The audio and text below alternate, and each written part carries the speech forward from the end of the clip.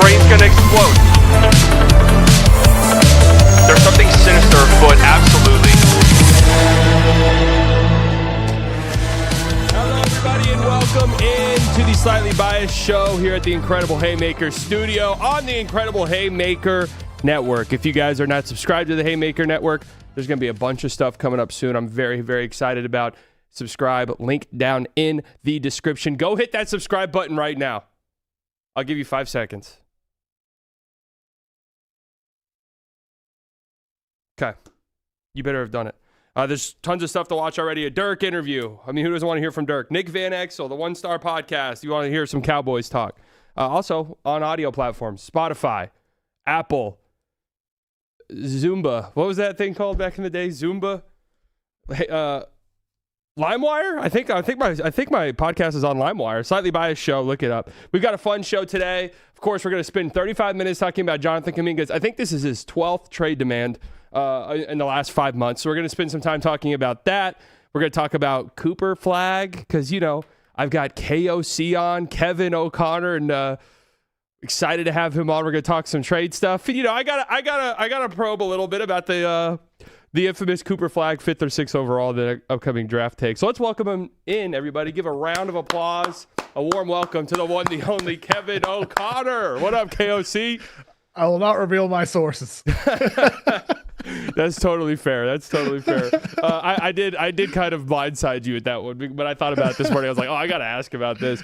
So we'll get to that. But first and foremost, I guess we got to start here. Let me actually ask you this. What's your feeling about this trade deadline? Like, what's your just overall vibe surrounding it? It seemed pretty quiet. It's with the sources I talked to until this week. Things feel like they're picking up a bit now. You're hearing like little bits of things about teams trying to make teams around the edges, Minnesota with Rob Dillingham and things of that nature. So teams do seem to be getting more active in their conversations with now 3 weeks and change until the trade deadline. And so I think it could be fun. I think it could be a fun deadline. We're not going to get a explosive, massive blockbuster in the middle of the night necessarily, but I think there could be some fun active trades, and it's all going to start with, we'll see with Kuminga now. Yeah, I mean, I kind of feel like this is going to be a very boring trade deadline, and a lot of people think that the new CBA and stuff has killed the trade deadline, where I don't agree with that, really. I think the trade deadline's been explosive for, the last 5 years, like super explosive. I just think it's this perfect storm of there not being, like, a lot of real interesting star players that are realistically available. And then some of the teams that are really good, like the Thunder, like the Spurs, I think are more, motivated to just kind of stand pat rather than make a big trade. Yeah, my chat, I did say that last year, to be fair. Last year I said this is going to be a very boring NBA trade deadline, and then I specifically said it'd be a very boring trade deadline for the Mavericks. So we'll see if I reverse jinx it again, but yeah, that's kind of my vibe. I think it's just going to be a little boring. Yeah. Could be. I mean, but is a Trey Murphy trade boring for the masses? Yeah, but for NBA geeks, I think it's a pretty big trade. Like if Herb Jones goes somewhere and names like that, those are names that aren't the biggest of names, but they could make a difference in the title race depending on where they end up landing. Even with San Antonio, I mean, they have like a Jeremy Sohan, a salary like that they could try to use. He's a young guy. He's shown some stuff. There's teams that could make moves around the edges and with some potential moves that could slightly change the finals race and their odds of making it deep. I'm actually excited to hear some of your trade ideas here in a bit. But this Kuminga stuff, I mean, is there anything here that we haven't spoken about ad nauseum for the last 5 months? I mean, this situation is just hilarious. It's nauseating. It's, as an NBA fan, I got the Shams notification. I was like, all right, here we go. This has got to be something. And then it's another Jonathan Kuminga update. And I just don't understand how many different times can one guy demand a trade? Haven't we already had this discussion like 5 separate times? I mean, what is he going to do next, right? I don't know. Walk into the room and start making threats. I just don't know how many times he needs to just request a trade at this point. I guess this is the official one. This is the only one that actually mattered, considering he's actually now trade eligible. But what is there to talk about that hasn't already been talked about with Kuminga? I don't know. I mean, I think this story is just strange. It's ugly. I mean, this is a guy who, what was it, a couple weeks back in a game against the Atlanta Hawks, he had an opportunity to play, and then he comes down with some injury before the game, and he's a DNP, and his agent Aaron Turner is posting links to highlights. It's all so very strange. Every bit of it. And ultimately, though, it still feels like there's a good amount of teams that actually have interest in Kuminga, and you kind of get it, right? Slightly. I mean, he's been it's a misfit with Steve Kerr. And there's other teams that are like, well, this is a 6'8" athlete. He's explosive. We'll put him in a more traditional role. It can work. And so it's all just so very weird how it hasn't worked for the Warriors, how he doesn't want to even make an effort to make it work. And yet a lot of other teams seem to actually want him. Yeah, and like the Mavs, Shams mentioned the Mavs in his report today as a team that's interested. I don't really get it. It doesn't really fit what the Mavs need, in my opinion. I'm not bullish on paying a guy like Jonathan Kuminga the amount of money that he's probably going to want, because he's completely unrestricted, isn't he now, since he took that 1-year deal? Well, he took a 1 plus a team option. Right. So next season, the team that acquires him will have a lot of power. And like, well, either this guy's a rental, we're just going to let him go, he's going to walk, or we'll just get another year for him for, I mean, 25 million is not too bad. Right. Of a salary for a guy like him. But ultimately, it just, you ever watch Curb Your Enthusiasm? Yeah, I've seen it. Yeah. Okay, I mean, like, there's this episode where Larry David talks about foist. Like, he had an assistant who was foisted onto him.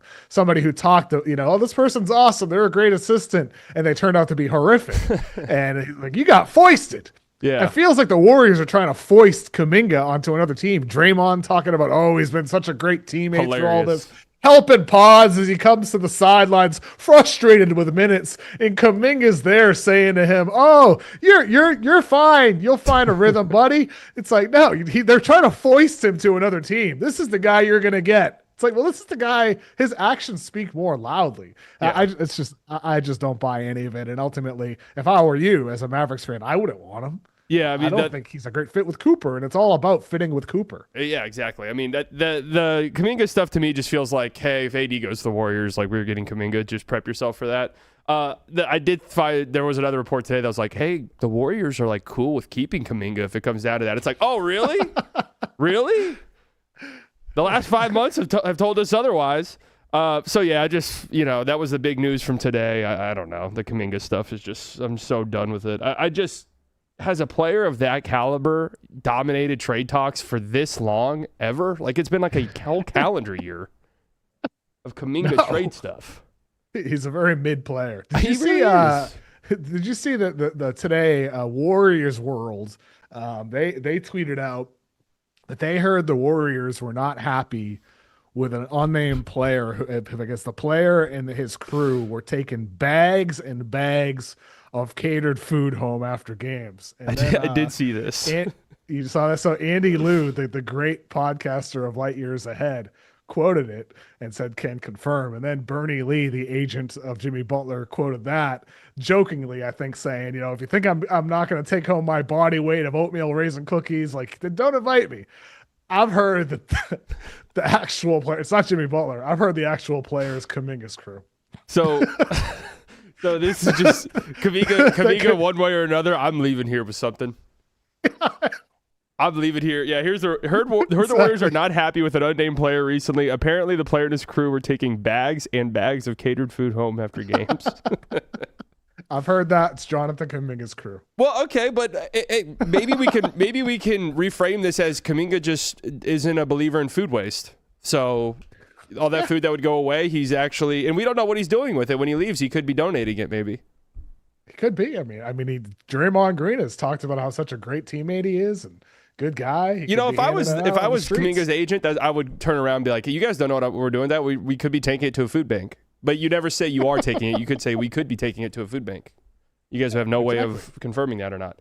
It's a great response. That's what Aaron Turner and Kuminga and the crew should be saying. I agree 100%. And I said if I was Nico's agent, one of the things I would have played into the conspiracies. I would have told him to play into the conspiracies if I was Nico's PR guy. Don't outright, say, yes, we were told we'd get the first overall pick, but just be like, hey, I told you guys, be patient. Didn't he kind of do that with his quote? You know, He did it's all kind of part with of the plan vision. or whatever, right? Yeah, he did. He With did the a little vision, bit. yeah. But I would have played into it a little bit more.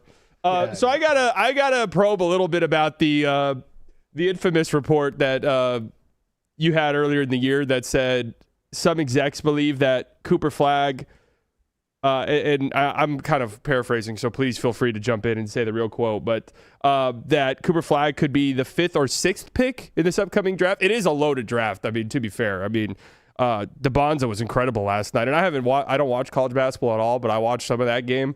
He's unbelievable. Can you kind of expand on this, because this is something that whenever I said you were coming on a couple nights ago, my community wanted to learn more about. I mean, understandably so. I mean, look, I think the article in context was pretty clear. It was an article about why the Mavericks should tank.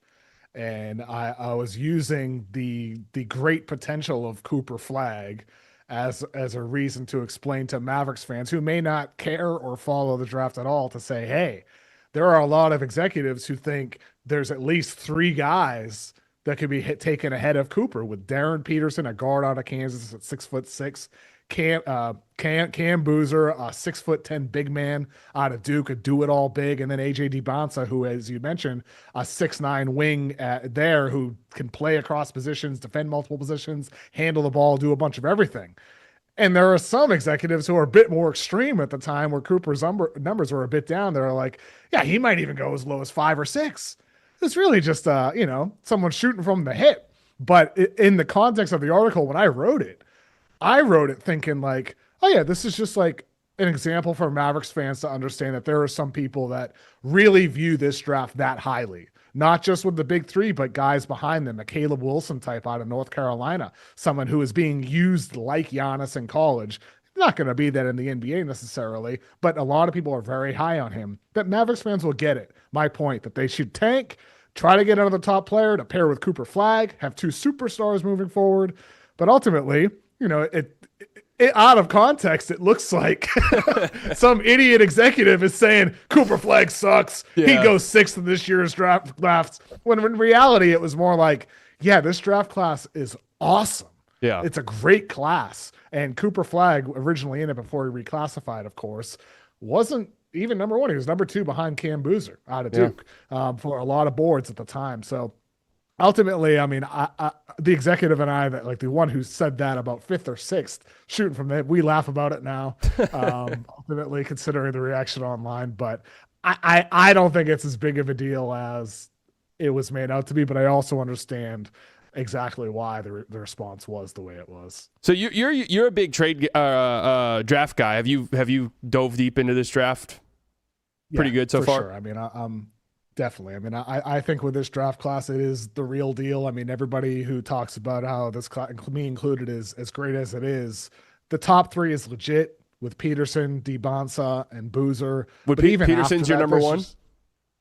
I'm not, until I reveal my big board. Like, I'm not, until my bosses tell me I have to put out a big board. I'm trying to just keep it loose. I don't want to anchor myself to any one thing with this top 3. Yeah. I mean, I want it to be AJ DeBonsa because him and I are both from the same city, Brockton, Massachusetts. So I want it to be AJ just because I love the fact he's from Brockton. I think it would be so cool to have a number 1 pick from the city I grew up, and very proud to have grown up in. But at the same time, I'm not going to anchor myself to that. I'm just keeping an open mind. But Peterson or DeBonsa is probably where I currently lean for number 1. It's just we haven't seen a lot of Peterson. But I just think with this class, like even beyond those guys, like slightly, like even if Dallas ends up with number 5 or number 4 or number 8 or whatever, there's still a lot of solid talent to be found in the middle of the lottery. And it's not just the top 3. This is one of those potentially special draft classes, and that's ahead of 2027 where it looks a bit more shallow. Right. And obviously things can change, but 2026, like this is the year for a potential franchise changer. Yeah, I was thinking about this yesterday because it looks like the 2025 draft class is going to be one that we talk about for a very long time as a very, very special draft. And if the 2026 draft is as good as it is, like, it's kind of funny to think about with the draft. I never really thought about this until yesterday. It's like these young guys that I'm looking at, these highlights, like these people will be in my life for the next 20 years. Like, I'll just be talking about them for the next 20 years. And I don't know in what capacity just yet, but it's just interesting to think, like, we're talking about Cooper Flagg as a rookie, VJ as a rookie, Con Knipple. They're all fantastic. And it's like, these guys will be something that's, these guys, as kind of cringy as it sounds, will be core pieces of my life for the next 20 years. It's just weird to think about sometimes. No, it's true. Like these, like really back-to-back true. draft classes like this could really like reshape the league entirely. Like the faces of the doubt league, about the it. direction the league goes, who's on the 100%. ESPN, next game ads. It's just That's what I love about the draft, man. Like I love the draft because I love seeing players change. I love seeing them improve and what they were and what they become.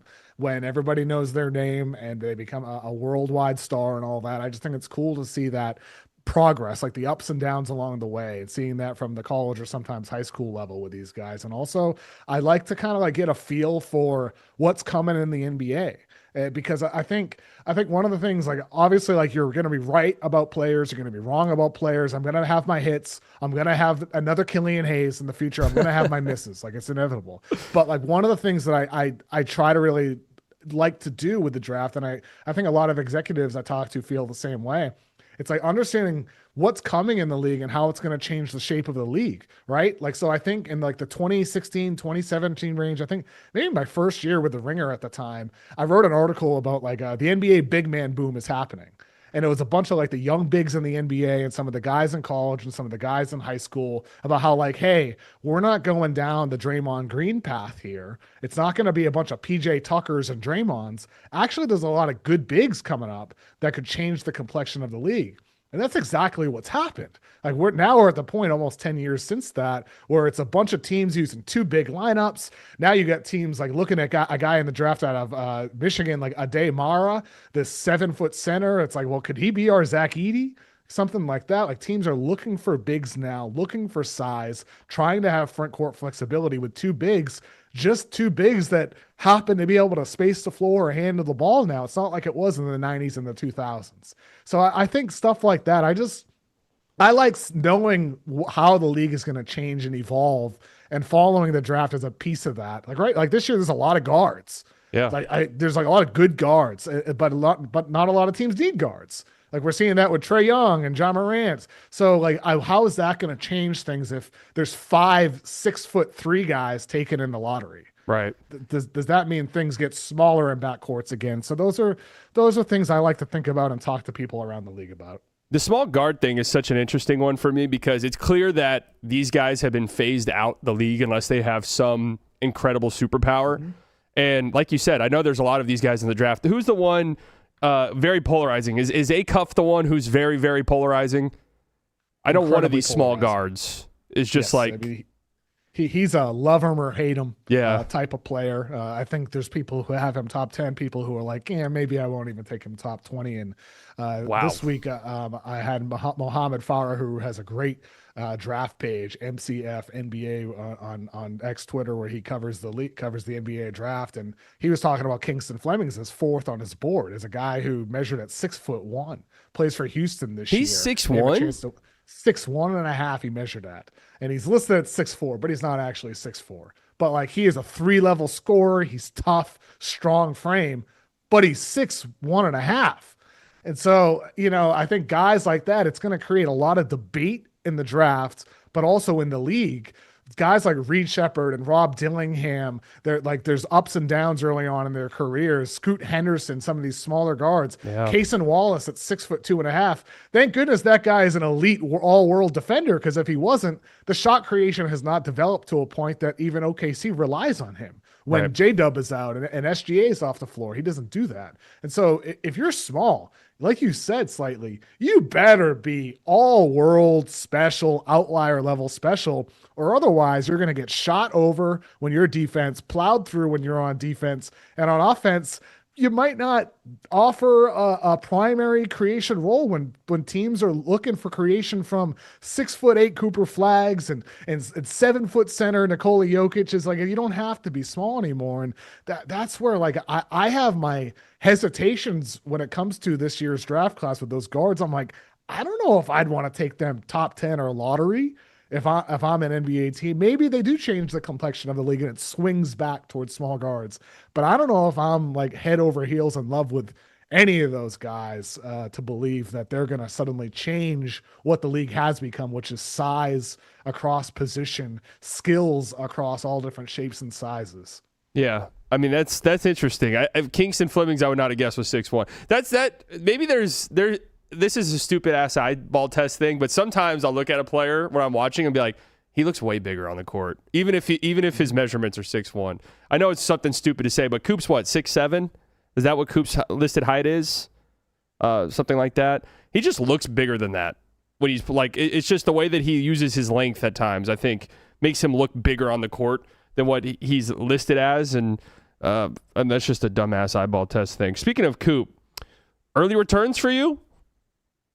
Excellent. I mean, I think the fact the shooting's been better since his birthday. I mean, he's been one of the best isolation defenders in the NBA. I don't have the stat in front of me, but I read it on my pod a couple of weeks back where it's like, he's in the top 5 and ISO defense up there with the guys like the Rudy Gobert types, these the elite of the elite defenders, and Flagg is already there as a rookie, and that's very rare. You look at the list; it's not a lot of first and second year guys. Saar is there though, as for Wizards fans, quietly been very good. But been very good individually. So I think with Cooper, the defense is already there, on ball, off ball. He continues to be a smart, well beyond his years type of defender. And offensively, the creation aspect, I mean, I think Kidd played him in a silly role too much on his plate early on in the season, but ultimately he's one of the creators on your team, and he looks really good with 80 off the floor. The shooting, if the shooting is there, this guy's going to be like a 38-6 guy for a decade if he's a 40+% guy from three, like he was after he turned 18 at Duke, like he has been. I'm pretty sure he's still over 40% since he turned 19 with Dallas. Yeah, there's just a stud, man. I mean, like the thing we joked about earlier with where he would rank in this year's draft class, I think there's a chance he would still be number 1. Yeah, in this year's draft class personally. Cooper, yeah, he's special. Yeah, I think it's hard because you're comparing Cooper, who we've already seen in the NBA be good, with college guys who you're still projecting. But yeah, I mean, he's just been unbelievable. I mean, this draft class really, like, Coop has been awesome. VJ is special player. Khan, I mean, I don't even know what's going on with Khan Knipple. That guy never misses a shot. It's actually unreal. And then just there's 50, so many 40-90 pretty much. It's a rookie. I mean, there's the Coop. So obviously I'm a big Coop guy, and I think he should win Rookie of the Year. But right now, the odds for Rookie of the Year are shocking to me. He's like minus 900 to win the award. Cooper is, and I'm like, if the season were to end today for some reason, like, Khan, too heavy. You're looking at 50, 40, 90 from Khan, and it's like, this is just kind of insane that a rookie is shooting like this on like good volume. I mean, the odds are kind of strange to me too, because I do think, if I'm betting who would eventually win it, it would be Cooper. But I think right now it's pretty much 50-50 today with Flagg and Khan. And it could end up being Khan. Like, there's no saying if he won't improve as the year progresses, just like Cooper is seemingly improving as the year goes on as well. But I mean, with Khan Knipple, man, like, it's so funny. Like, when I interviewed him last year for my podcast, he said to me, he's like, I love to play like Klay Thompson. It's my favorite way to play. I love to play like Klay and Jimmy Butler. And he's not looking like a second guy or a third guy now. He's looking like a dude who could be a number 1 on a team with his on-ball creation. He's running more pick and rolls per game than Klay Thompson ever did in his whole career. And I know that's in part because Klay Thompson was sharing the floor with Stephen Curry, but Khan Knapp's sharing the floor with LaMelo Ball and Brandon Miller and Miles Bridges. I know it's a different type of thing, and I know the Warriors also didn't run a lot of pick and rolls historically with Steve Kerr's offensive system, but that's the point. Like, Khan is showing so much just as a rookie, more than just a shooter, an off-ball screen guy, movements off of handoffs. He's looking like a creator for your team. And I think it's just amazing, again, like with the love for the draft aspect, seeing these guys just like show these skills that develop so suddenly. VJ Edgecombe with Philadelphia as well. I mean, these are the third and fourth picks of the draft behind Dylan Harper, who had a good start. But like, if the Spurs could redraft today, they might take Khan Knipple or VJ Edgecombe instead of Dylan Harper. That's how great this class has been so far in the top 4. It's amazing. I was a giant early returns, very early returns on Harper. I thought, oh my Lord, this kid's going to be so special. His ability to get to the rim whenever he wants is unreal for a rookie. It's been a little concerning the last the last month. The shot is just so, the shot needs to get there for him, and it could, but his ability to get downhill is just unbelievable. Yeah, Coop for me, man. Like I think Khan's got a lot of book in his game. I don't know. Do you see something like that? I like the book comp. I think that's a really good comparison. Where it's not like crazy athleticism or anything, but he just gets to his spots whenever he wants, really, it feels like. I think like a Booker crossed with Clay. I know that sounds outrageous, but I think he's a better pure shooter than Booker, but maybe not quite the creator that Booker is. Like somewhere in the middle of Booker and Clay, which is an elite player. Yeah, that is an elite player. That's an all NBA level player. The dude's gonna be a star. I mean, I almost think like he looks so good that if I'm Charlotte, I'm looking to make space for him to get him more touches. But at the same time, you still want other guys who can handle the ball. So maybe don't go too crazy. There's been this thing I've seen on Twitter, this idea that Khan is so good already. The Hornets will almost certainly get another pretty good, lottery pick this upcoming draft. Could they be a sneaky AD team? I saw someone toss that out there, and I was like, huh. If next year they want to be good. You're thinking along the same lines as me, because I this summer, before the season started, I was thinking about like who is the team that tries to go 07 Celtics? Like, is there a team out there that they suck and they hope to get the number one pick, Greg Oden or Kevin Durant, and then they fall short and they don't get it? Well, Charlotte didn't get number one. They didn't get Cooper Flagg. They get Con Knippel, and they didn't make any big trades last summer. But that thought is still in the back of my mind. Is like, they've shown a lot with their core now with LaMelo, Miller, and Con. They have one of the top 15 offensive ratings in the league with those three on the floor together. They have a lot of good quality role players. Kalkbrennan looks good as a rookie center. I mean, they have a lot of good solid wings and all that. They have solid depth. Sion James as a rookie looks good as well. They're just missing that superstar. And AD is not that guy, but he could be one of the two you go get. He could be your Ray Allen, and then who's the Kevin Garnett you go and get? Just to think about the Celtics when, Con Knippel bringing in the stars, right? I saw it on Twitter. I definitely think that's interesting. I know, it makes you think, right? It does, because history repeats. Yeah, there could be a lottery team that decides, you know what? Let's trade all of our picks and go get 2 stars. Screw it. Let's try to contend. My New Year predictions for 2026 was that the Jazz were going to do that in the summer. That they would go out and make some trades to try and just finally not be terrible. But I just don't know if they got the blue chipper young guy yet. Yeah. I mean, Keontae George is coming along really, really well. He's just so bad on defense, and I love him. I really do. I know. I really do. None of those guys play defense. Again, it's pretty hilarious. Slightly small guard, right? Yeah, that's right. Like even with the Knicks, right? Jalen Brunson, this is the best case for small guard, all-world offensive player. They suck defensively when he's on the floor, and it's very possible come playoff time, he might be the reason why they're not able to get past the Pistons or even the Celtics if they get Tatum back and some of these other teams in the Eastern Conference. It might be because of Brunson's height on defense. And so same thing we're talking about with all these teams at different trajectories. The young Utah Jazz, you're talking about Keontae George's defense, the proven contending New York Knicks with Jalen Brunson. It's a thing for everybody, no matter what place you're in the NBA. Are you a little concerned with this Knicks rut? Yeah. I still think it's so funny, the Karl Anthony Towns thing that happened yesterday with him falling, yes, just slipping and staying down, and then he had an opportunity to grab the ball and he didn't because he was still on the floor. And Knicks fans were just ripping him apart all night.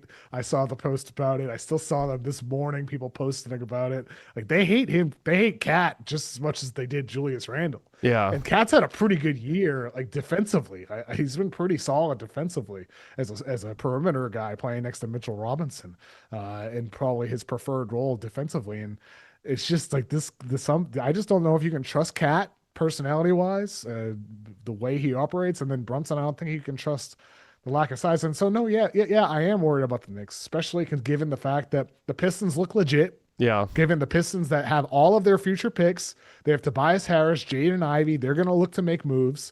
Given that the Celtics are probably going to get Tatum back, and I don't know. I thought the Knicks would be the team in December, and then ever since then, maybe it's a little bit of recency bias. Yeah. But ultimately, I'm concerned.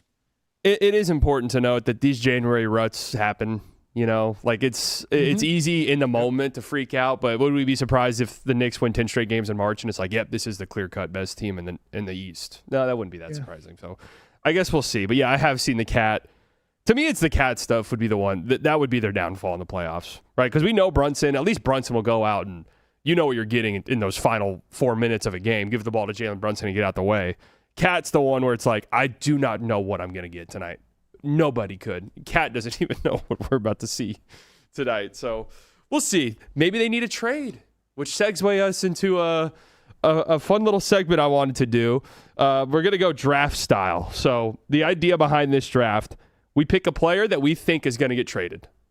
And we also pick the team that we think they might get traded to. Now, we don't have to do the rundown of what the trade package would look like or anything complex like that. But just a player we think is going to get traded, the team they'll get traded to. We get a point if we get the player right, if the player does get traded, and a point if we get the team right.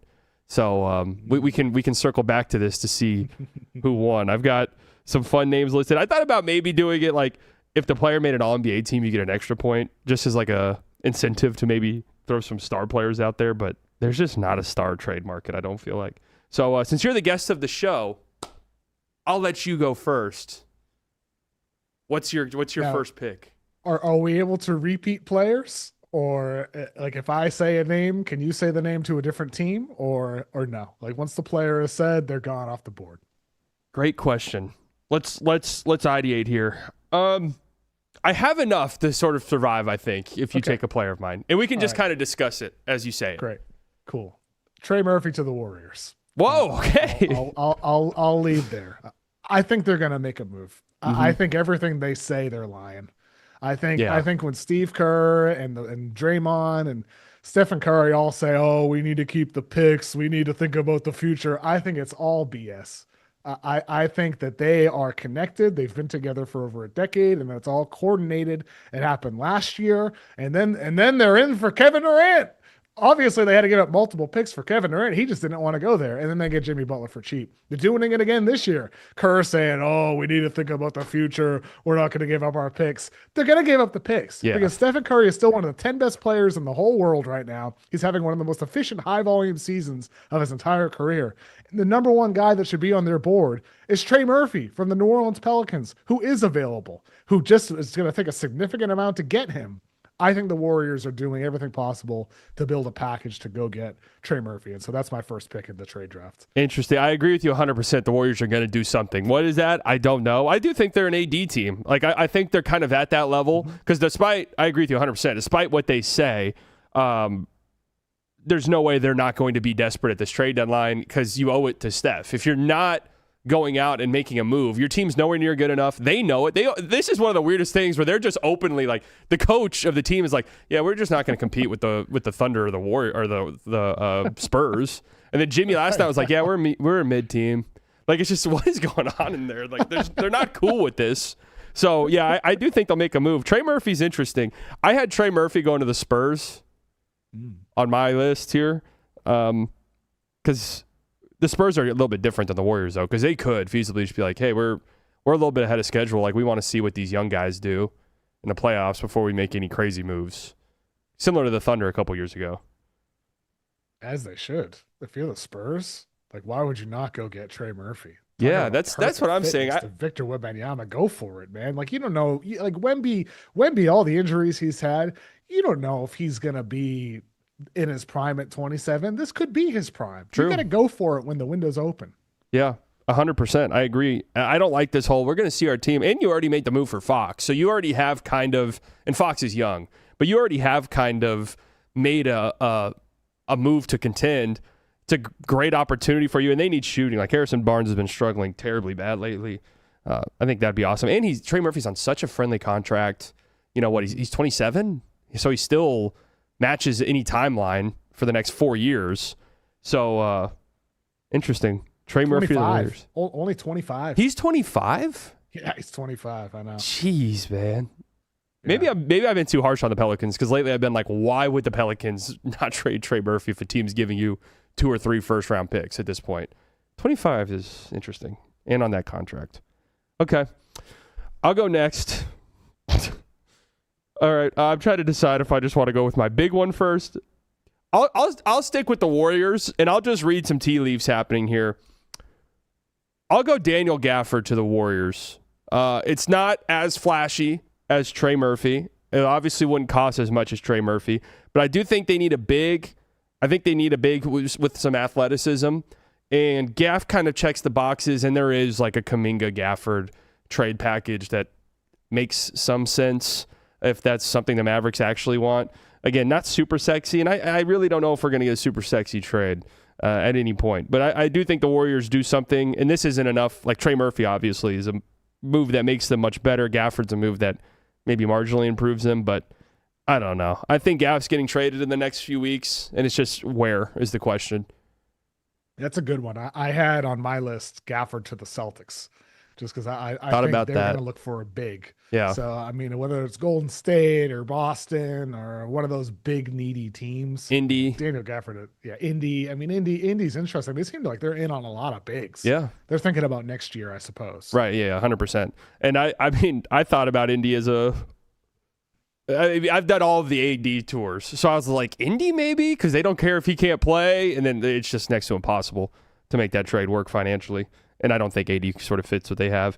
Gafford, Indy, it's been talked about for a really long time. So it does make me perk up a little bit. He just doesn't strike me as their type of big, though. You know, like he struggles against teams that space the floor. He can't space the floor. And that's been their kind of the big that they've been looking for. Did you see the report today about Okongwu with Indy? Yeah, I think Okongwu would be really fascinating. That would be great. I mean, if I'm Atlanta, I want to keep Okongwu. Right. I was wondering the only thing I think is if AD goes to Atlanta and now they're thinking Okongwu's expendable. That could make some sense there. Yeah. I could see that for sure. But Okongwu is younger. He's healthier. He now is shooting threes efficiently. He's a switch defender. He does a little bit of everything for you. He's not like some superstar. He's not an untouchable. I'm willing to trade Okongwu, but I don't want to trade Okongwu. Right. But if I'm like any of the teams we mentioned, Golden State, Boston, any of these teams that need a big, I want Onyeka Okongwu from Atlanta for sure. Yeah, if he's available, I think he'd have a pretty robust market. I just don't know why Atlanta would do it. Unless they are going the AD route and it's like, yeah, we can maximize the return for Okongwu. All right, so who you got next? I'll do Jaden Ivey to the Pelicans. Interesting. And I'm not sure on the team here, but I do think the Pistons are dangling and will dangle Jaden Ivey in trades as a sweetener. The Pelicans need another guard. They need their 13th guard. They do. That's right. they need another one. Might as well lean into it more. So yeah, I think Ivy to the Pelicans. I'll say, even though I'm not sure on that team, it's because I just think Detroit's gonna make a move. I'm just not sure for who and involving which team. Yeah, I think Ivy seems like the obvious trade guy for them, and it does. It depends on who they get. Because if they were to go for MPJ, you'd have to imagine Ivy's in that trade. Or if they were to go for a Lowry, like you'd have to imagine Ivy's piece of that trade. Even though I don't know if Utah's like, yep, we'll sign up for another one of these guards. Ivy's so interesting. I've been really, it really sucks that he got hurt last year. Because last year it felt like he was making a significant leap forward. Had that horrible injury, and then just since then has just never been able to put it together. Unfortunately. And they need him. They need him bad. Yep. And he just hasn't stepped up. All right. It would feel different if he progressed, but ultimately it's more like a trade piece and expiring contracts. And is this summer already his contract time? Yeah. Wow. Going to be a free agent. Year 3 in the league, man. Crazy. I kind of want to do this one for me. I don't think it's going to happen, but I just want to throw it out there just to get a conversation going because we got to do an AD one. I don't know if you had AD on your list, but we'll just knock AD out. I do not think this trade's going to happen, but I want to just throw this out there in case it does happen. I look like a genius. Anthony Davis to the Bucks. Oh, I like it. I'm into it. The thing is the return's bad, but could it be? And I've already done like a 3-team thing where it's AD goes to the Mavs, Miles Turner and Kuzma go to the Mavs, and then the Mavs reroute Miles Turner to the Bulls for Vucevic. The reason why I think it could happen for Milwaukee, they're not trading Giannis. I mean, Giannis getting traded in the next few weeks would be shocking, right? Whether or not they should or not, I don't know. They're currently the 11th seed in the East, and it's not very encouraging. Like, there's no real reason to think for certain that they're going to improve enough to really make leaps and bounds in the standings.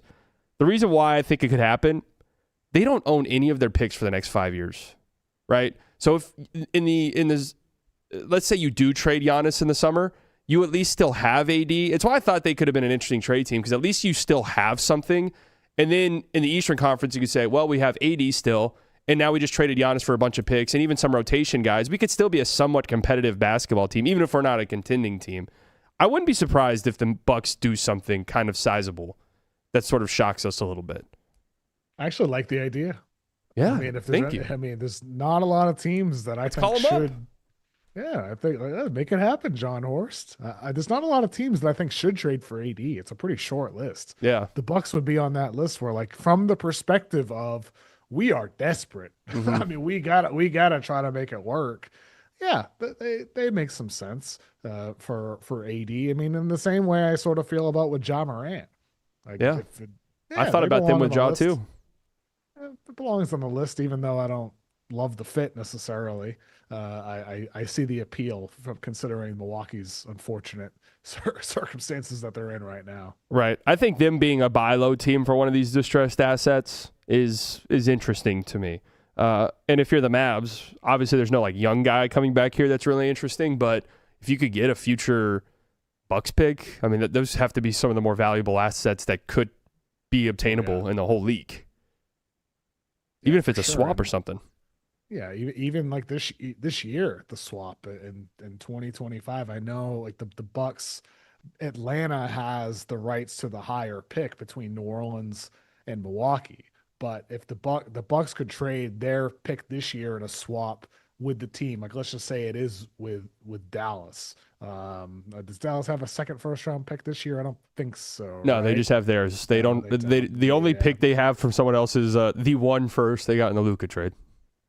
Yeah, so in that case, the swap wouldn't really be too beneficial for Dallas. But regardless, I mean, I think for the Milwaukee side of things, that swap this year, like if they're trading with, I don't know, the Knicks or one of these teams that are picking in the 20s, that swap could be pretty valuable. Do you think AD gets traded? I do. I'm about 70-30, 70 no, just because of the injury. Yeah, I mean, the fact he's not getting surgery, I'm sure that's playing into the possibility of his decision. I mean, try to increase the odds of being traded, so you opt not to get surgery. Interesting. I didn't look at it that way. You know, even if he were to decide to get surgery at some point, it could come after the trade deadline. Well, turns out I have to get surgery. Yeah. But you might increase your odds of getting traded if a team feels like you have a chance. It's not like there's already a history of AD getting traded while injured and then coming back a little too soon and then missing the pretty much the rest of the year. Yeah, we know about that. I'm super interested about the AD stuff because we'll see. I mean, speaking of Milwaukee, you think what? Giannis next to no chance, right? Yeah, I think he stays for the season. Yeah, but at the same time, like things are weird, man. I know it's all so weird. They're getting booed. Yeah, it's really bizarre. Rightfully so. They were down 31 points to no Ant, no Gobert. Yeah, crazy. And I actually went back and I watched that game. I got to be real. I thought Giannis was dreadfully bad, and I thought his effort level defensively was jarring. Like if you want to tell me that you're not going to demand a trade, that's one thing, but if I watched that game, I would not come to the conclusion that you're super bought into this team. And in his defense, that team is terrible. But, I mean, That was just an effort level a couple nights ago where I was like, geez, man. Then the boo stuff, like, the vibes are just so bad. I'd be shocked. This time next year, what do you think the odds are Giannis is on the Bucks?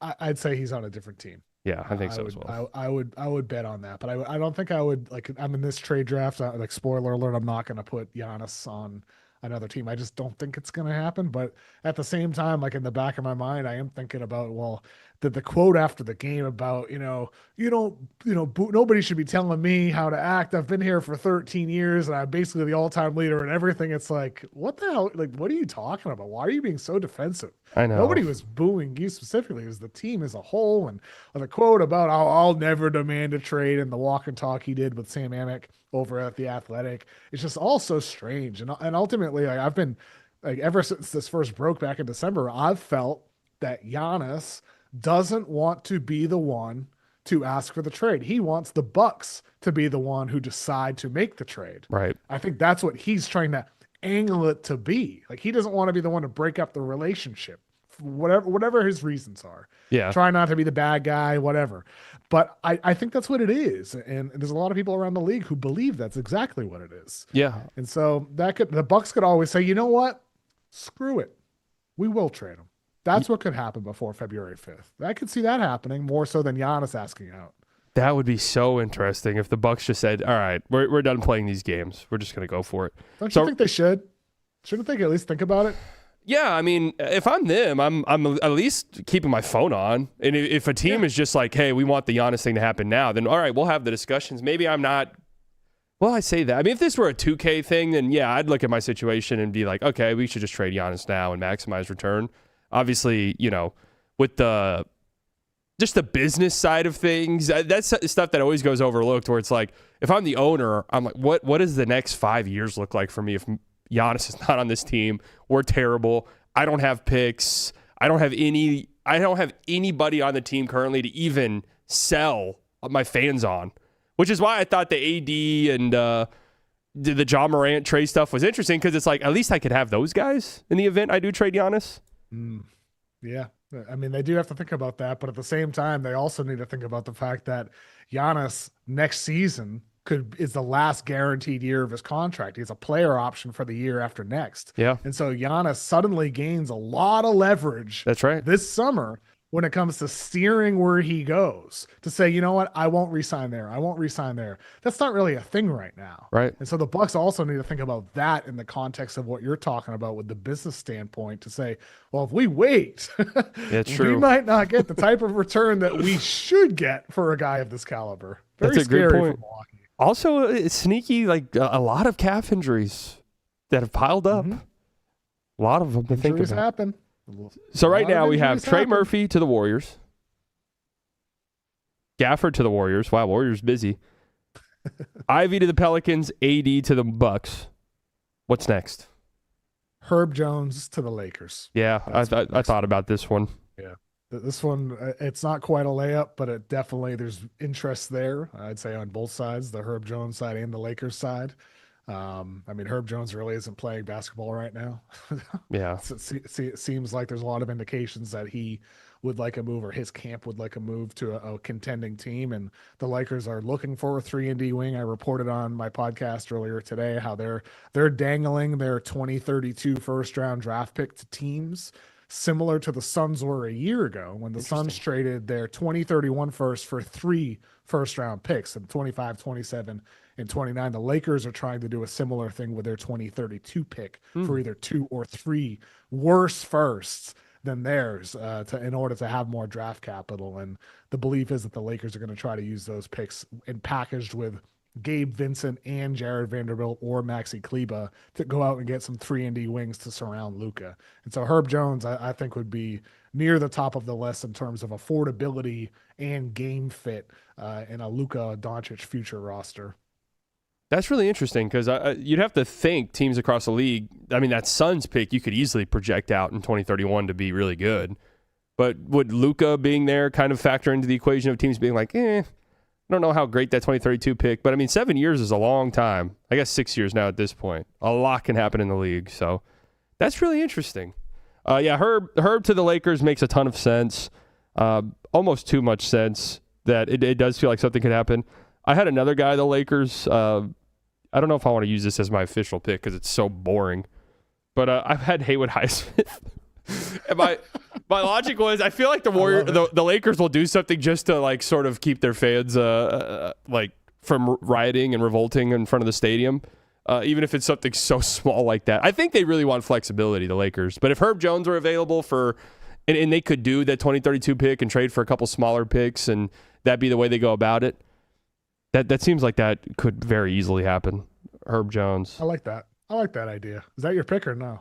I mean, do I want Haywood Highsmith to the Lakers to be my... I wrote that down kind of as a joke. No, I'll do another one. Ayo Dosunmu to the Rockets.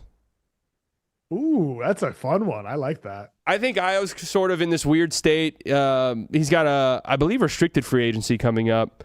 So some incentive, I guess, for the Bulls to maybe trade him. I like him as a player. I think he's one of these guys that if he gets traded, he probably has a much bigger impact on the team that's trading for him than we all kind of expected. There's always one of these guys a year at the trade market that just dramatically improves their team a little bit more than we expected. I think Ayo could be that guy, and he sort of matches their identity, and they need a guard like this to come off the bench. It's not this great offensive guy that I think a lot of people sort of pencil them in for, like a Kobe White, but I think he fits their identity a little bit more.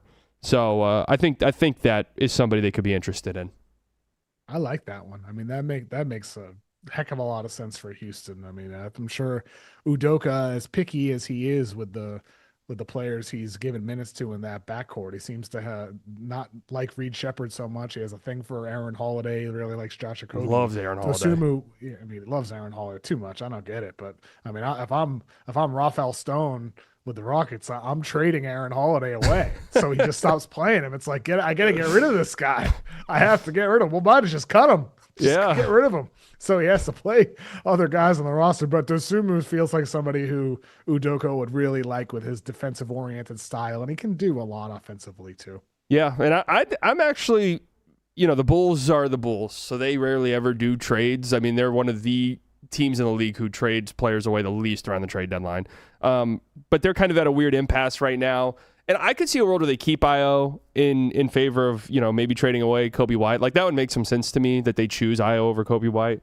And Kobe White to Houston makes some sense too. Trey Jones even makes some sense. Like, any of those Bulls guards, I could see the Rockets being interested in because they need something. The Rockets do 100%.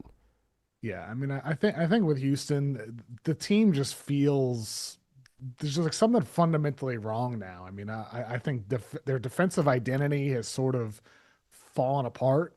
I think with Şengün, he has not been quite what you would have hoped for, especially in man-to-man defense on switches. He's getting roasted, both statistically and with the eye test. That's been apparent. Statistically, he's been one of the worst ISO defenders in the whole league when he's pulled out on the perimeter. And part of that, I think, is the KD leadership aspect as it was in Phoenix and Brooklyn. And part of that, I think, maybe Udoka's voice isn't being heard the same way. And then offensively, they've gone away from like Point Şengün earlier in the year. And they've gone away from Reed Shepherd, which was looking good. It just feels like Udoka's throwing darts out there. Like, he doesn't have a great feel for this roster. And it felt like early in the year, he did have a good feel for the roster. Yeah. Early in the year, they had so many layers to their offense, and it's just all gone away. And so I'm not quite sure a trade's going to solve whatever the issues are, but it also just might be, as you said earlier, slightly like this is just this weird December, January lull, and then they figure it out when it comes, come March, April.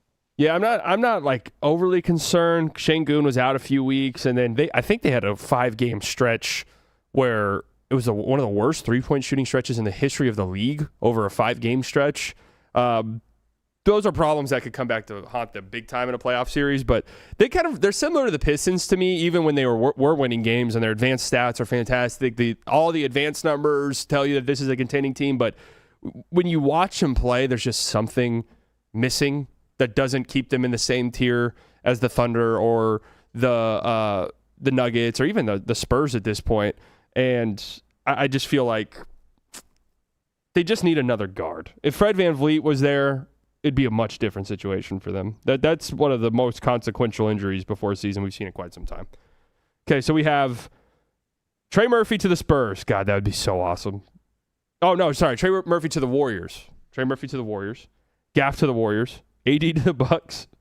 Jade Ivey to the Pelicans. Herb Jones to the Lakers. Io to the Rockets. What's going to happen next? It's pretty good ones. I like those ones. This would be an exciting deadline. Yeah, I like those ones. My next one, I think, is kind of the flip side to the one that you just mentioned with Io to the Rockets.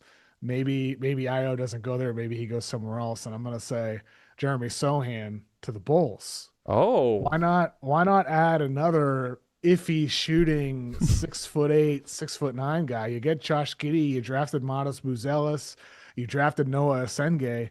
Why not throw another one on the pile and hope that his shooting development occurs in the same way that it has for Josh Giddey becoming a really reliable guy? I know the Bulls liked Sohan pre-draft, so I think maybe that they could still have a thing for him. And there's a number of different guys that I think would appeal to the Spurs on the Bulls roster. Dosonu, White, just to name a couple. But I think, I don't know the team, but I do think the Spurs should be shopping Sohan around, and the Bulls would make some sense as the potential landing spot. That's interesting, man. Yeah, Sohan kind of fits what they have in some ways with these forwards that can play make a little bit, and like you said, have some three-point shooting questions. But yeah, Sohan's a really interesting one because that's an interesting buy low guy. Where if you are a team like Chicago or, if you're a team like the Kings or something, these are guys that you should be circling in an effort to maybe you buy low on and they develop. And if they don't develop, then so what? Like I still love the Cam Whitmore move for the Wizards. It's not going to pan out. Cam Whitmore doesn't look like an NBA player for a bunch of different reasons. But I like the thought process behind it of just like, yeah, we'll take a stab at this guy. And if it doesn't work, it doesn't work. Do you think his value is so low that a team could just get him for next to nothing? Or no, I don't think it's that low. But I do think it's definitely fallen off a lot since we saw Point Sohan a couple of years ago. Yeah. So, I think the Spurs at this point, like they have so many guys that can handle the ball too. They should be looking to flip him in Sohan's camp. I'd also want a move to a team. And that's why Chicago probably wouldn't be the best fit. I can't quite put my finger on what team would be perfect for Sohan, considering some of his limitations. You're right, though, with what you said about like the Whitmore types. Like I think the Suns, they're another team kind of in that category. Yeah. The Suns should be looking for some of these buy low guys who haven't quite worked out in their situations. I'm sure that might be why they had interest in Kuminga last summer. But like I'd be using the Nick Richards contract, $5 million expiring, to go get one of these guys on the end of their rookie deals who haven't really panned out and just say, you know what, screw it. Maybe he's our guy we take a flyer on and he ends up working out. A lot of teams should be thinking along the lines you described. Yeah, that does make a ton of sense. These guys are always so interesting because it really is. It's like any team in the league could really go after them. I'm trying to decide if I want to go. So I do think the Thunder actually need a trade, and they've been very unwilling to do so, but they're in this just weird. They need shooting so bad. I do think they could be a sneaky Trey Murphy team. I think we could get a sneaky Thunder big trade, just because this last few weeks for them have been a little alarming. And the 3-point shooting almost cost them a championship last year. And I think you're really, really risking it if you're going to say, yeah, we can survive 2 straight playoff runs with bad 3-point shooting. I thought about maybe a Trey Murphy trade for them. Just seems a little too rich. What about Sadiq Bey to the Thunder? Get like a big forward. This is kind of something they need. That's an interesting one. I haven't thought about Sadiq Bey just being hidden in New Orleans. Like nobody talks about. Been Sadiq pretty Bey, good considering the Trey Murphy. Hey, solid. I feel like I'd want a more reliable knockdown guy if I'm OKC, but it's worth a flyer. He's cheap. Yeah, cheap. Why not add him to the depth chart, perhaps? I wish. In my community gives me a lot of shit because I appreciate the Thunder. I wouldn't say I'm a Thunder fan. I'm a Thunder appreciator. I respect what they do. I've been a Shai Gilgeous-Alexander believer for a very long time, so I just take my victory laps, and my community mistakes that as me being a fan of the team, when in reality I'm just gassing myself up for my Shai Gilgeous-Alexander takes I've had for so long. But I do think they deserve. I think they need to make a trade. Like, I really do. They got the assets, and they're in this weird predicament now with Lou Dort, where if you just watch them play, it is so clear that Lou Dort has lost a step defensively, on top of the guy is so unreliable offensively, and teams are honing in on that. And that lost them a playoff series against the Mavs, when the Mavs were like, yeah, whatever, Lou Dort can shoot threes. We don't trust his percentages. I even remember at the time there was a stat where it was like Lou Dort's catch and shoot 3-point percentage was fantastic, but the moment you closed out or the moment you force him to dribble, they cratered. And I think this could be a year where they try and maximize maybe some of the goodwill Lou Dort has across the league to flip him in assets for like a real legitimate upgrade. It'd be an interesting idea for OKC, because they look fine without him. They just beat the Spurs with Aaron Wiggins starting without Lou Dort, and everything worked out great defensively for them. They had Caruso defending De'Aaron Fox. He did an awesome job. They played Kenrich Williams more minutes. He defended Victor Wembanyama a ton of the time. J-Dub did a good job defending Wemby as well. They doubled Wemby more often than they did in the first 3 games. So I think OKC, if you're looking at their assets to flip, Lou Dort makes $17-18 million. You could trade him for a guy that makes less, or trade him for a guy with a little bit more to make more money, like a Trey Murphy type, if you wanted to splurge and give up some of those assets. And like, I'd go that route if I'm the Thunder. I'd go that route, the Trey Murphy, let's cash in some of these picks and really bolster our odds, more so than just a Sadiq Bey type who may not even play. Yeah, true. He just might not play in a shortened playoff rotation, like come in the conference finals, NBA finals. So if I'm the Thunder, like, I agree with you. I don't think they need to make a trade to go back to back, but I think they should make a trade to increase their chances of going back to back. Why be complacent? Yeah, Trey Murphy would also fit personality wise in OKC. I just don't think you should be complacent when you have an opportunity to do something so special. And I even push back. Like, I see Thunder fans who are like, why would we risk trading for Trey Murphy? It's like, dude, he's 25, which was a shock to me. I could have sworn he was 27. Yeah. 25 years old, making what, like $30 million a year for the next 4 years? I mean, you're getting like an unreal contract, and a player who I do think is a teeny tiny bit overrated by like some of the big time nerd communities in the NBA sphere, but a very good player. I mean, a top 80 player at the very worst, at like space the floor from 30 plus feet. Like, I'm just imagining Trey Murphy on that Thunder team, and it is disgusting to even think about. So we've gotten 4 rounds deep. Let's go one more round, and then we'll call it a day. None of us have chosen Kuminga yet, so I think I'll go with Kuminga now, and I'm gonna be boring, and I'm gonna say Kuminga to the Kings. Yeah, that it feels like that this is what it's always been. It's always been destined to be, and that this is what we'll end up getting in some iteration. Kuminga to the Kings, and they put the ball in his hands, and they don't win many games. Yeah. And by the way, that could be in a multi-team trade scenario. Like, it's not necessarily like multi-team. They're getting Malik Monk or something, the Warriors. So, yeah, it does feel like that's where we're destined to end up. Which, I can't say I hate too much for the Kings, because they're one of these teams that we talked about where it's like, yeah, if you can get some of these guys and take a stab at them and maybe it works out for you. The only thing is he's already making $22 million, and you're going to kind of have to commit to paying him $20+ million, which I'd just be out of I just wouldn't want in that business. But, it's the Kings. So they've been flirting with him for his whole career, it feels like. Well, why not? Maybe Sacramento should go get Ja and Kuminga. Just that would be. It's interesting. The Kings are the funny team. Go get AD too. There you go. What can we get for Zach LaVine for AD? Straight up. No, it's funny that the Kings are always brought up in these. And I was like, they've made some stupid trades for sure. Like, they traded away Halliburton, traded away Fox. But have they now I'm thinking about it, they made the LaVine move, the DeRozan move, the Sabonis move. Yeah, I mean, why not go get Ja? Do you think Ja's going to get traded? Yeah, I do. I tried to have him, but he's really difficult to figure out a team for. Yeah, things are pointing towards Miami just because, as Kelly Eco reported on Yahoo that his camp wants Miami. Everyone wants to go to Miami, though. everybody wants to go to Miami, but is interest mutual? And how many times have we seen this story with, Heat connected to this star point guard, Russell Westbrook, Damian Lillard, and they don't land that star point guard. And it ends up being for the better.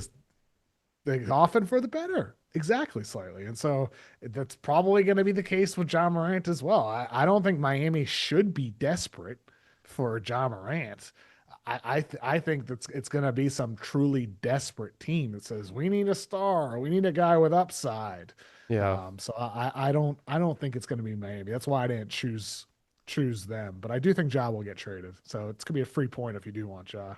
It's similar to the Milwaukee point I made earlier, where like they make some sense, but fit wise they don't make much sense. Ja and Giannis to me, they don't make too much sense at all. Not at all. It's really difficult to figure out a Ja Morant landing spot.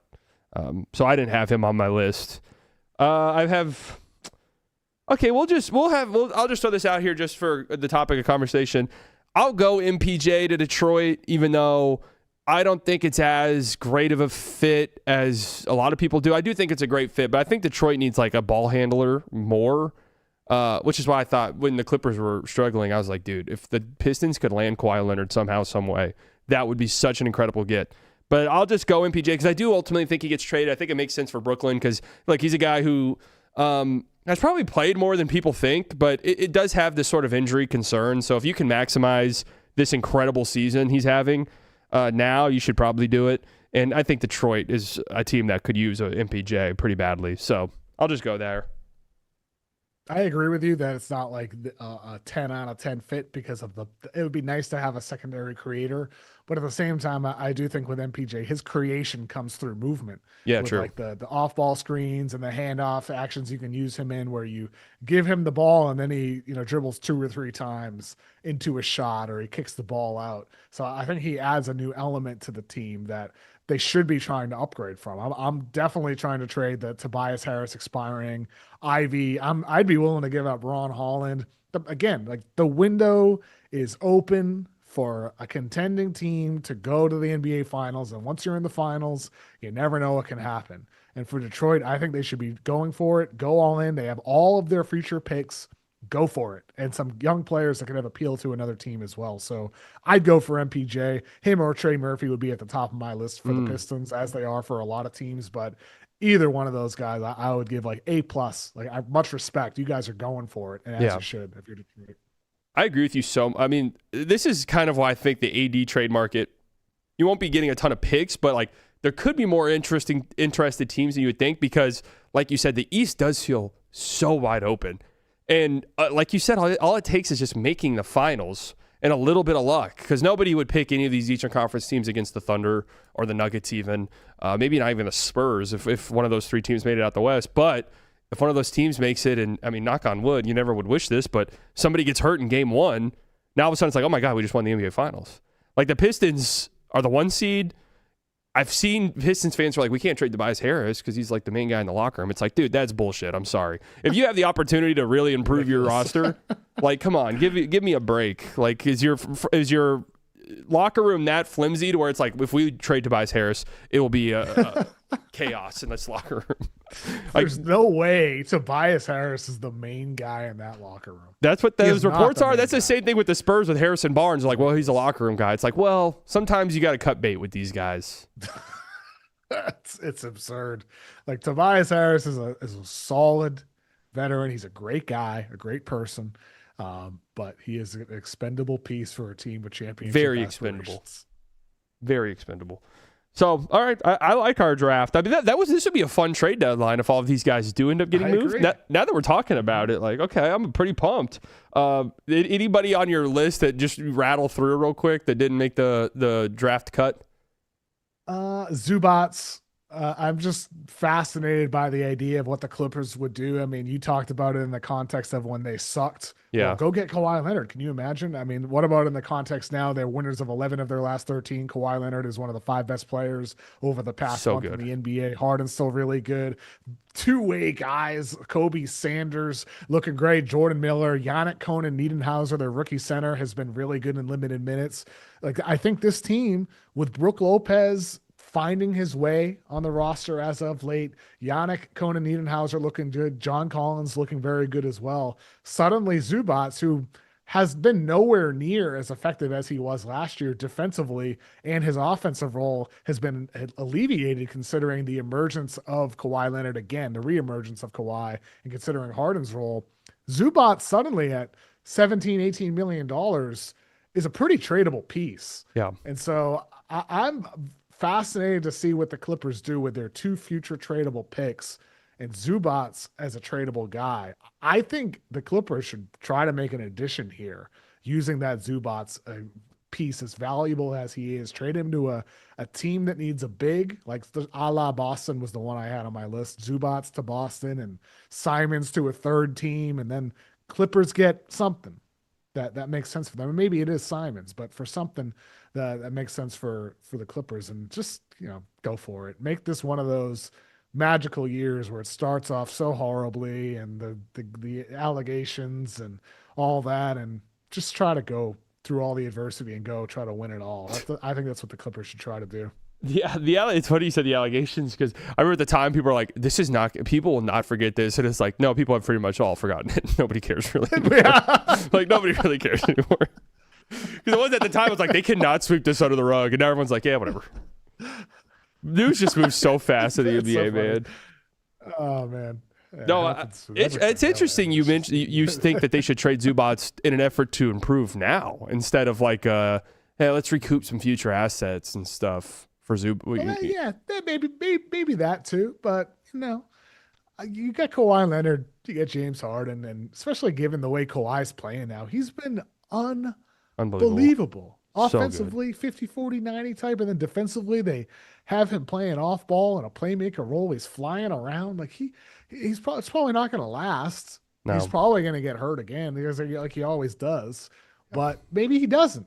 Maybe this is the year, like it was in Toronto, where he's, he soldiers on and he's got a little limp as the playoffs go on, but he plays, and he plays effectively, and he gives you a shot. Anytime he's playing at this level, you get a shot. And so I think the Clippers should be going for it now, as is the case with basically every team we're talking about. I mean, Detroit, Golden State, Boston. I think these teams should be going for it, be aggressive, try to make a big move. San Antonio, make a move. The window's open. It's really hard to go back to back. Nobody's done it for 7 years, and there's no guarantee Oklahoma City is going to be the team to break that streak. And we saw them go to Game 7 against a Nuggets roster that's worse than the Nuggets roster this year. They went to 7 games against a Pacers team that nobody thought had a chance. So they're not unbeatable. They're not. And so teams should be going for it right now and try to win a championship. The window's open.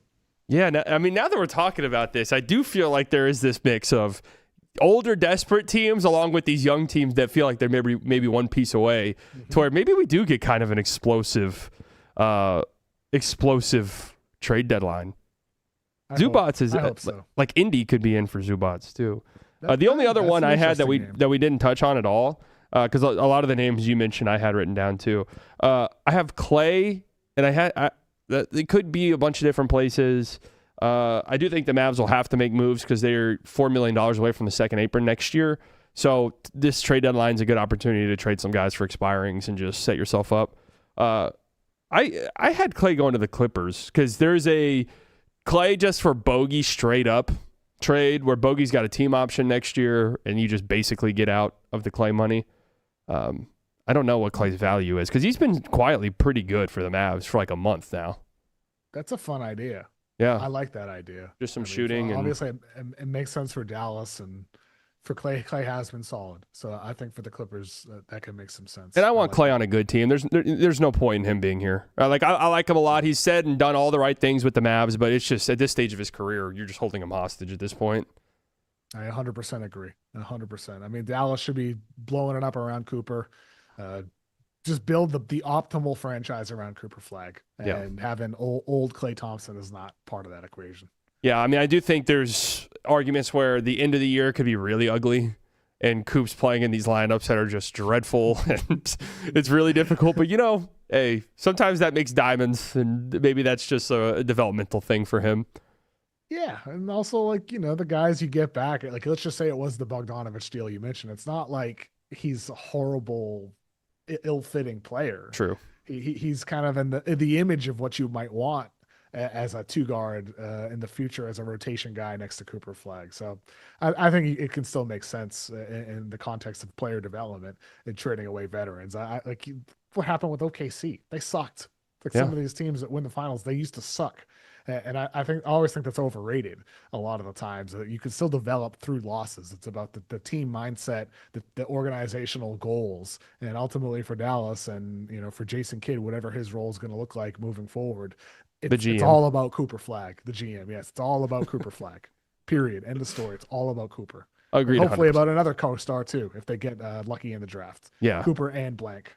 Cooper. Yeah, I think Cooper's a perfect guy to have to build your identity around because, like we mentioned earlier, he kind of does it all. He's got incredible motor. He tries so hard defensively, and sometimes too much, where he's like overhelping, and that's kind of been a problem for him that you see a lot with rookies like this, where in college they're used to being able to, I can help off my guy here, and then you realize, these are NBA players who are the best in the world at what they do. So, yeah, I think it sucks for the Mavs. They're one of the most boring watches in the league from a team perspective outside of Cooper Flagg. They're just dreadfully bad to watch. But these are the fun times with the young players where there's not a lot of expectations. We get to watch Cooper Flagg just grow. So I'm excited about that, though.